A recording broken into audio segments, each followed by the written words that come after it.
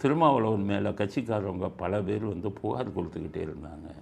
இவர் பேசக்கூடிய அத்தனை பேச்சுக்களும் அது நமக்கு இந்து மதத்தில் இருக்கிற ஓட்டுக்கள் எதுவுமே நமக்கு விழுகாத அளவுக்கு இவர் பேசிக்கிட்டு இருக்காரு அப்படின்னு.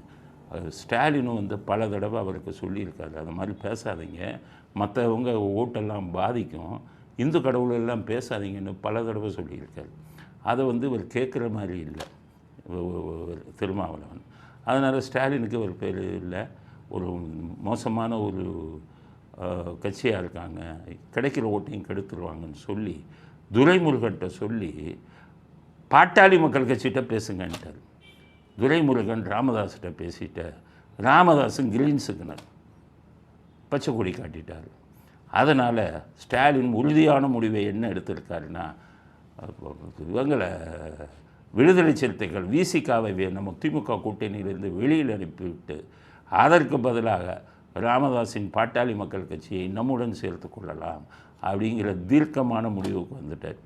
ஏன்னு கேட்டிங்கன்னா, அவருக்கு 1% கூட இல்லை, இவங்களுக்கு 3% 4% இருக்கும். அதனால் திருமாவளவன் திமுக கூட்டணியை விட்டு வெளியில் போகிறார், ராமதாஸ் உள்ளே வருகிறார். கட்சிக்காரவங்கெல்லாம் பல பேர் போய் சொல்லியிருக்காங்க.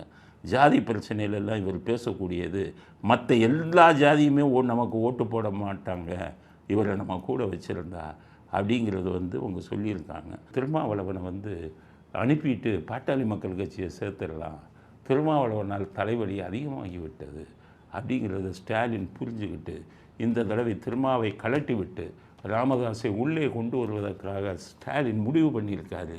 நம்பகத்தகுந்த வட்டாரத்திலிருந்து வந்த செய்தி.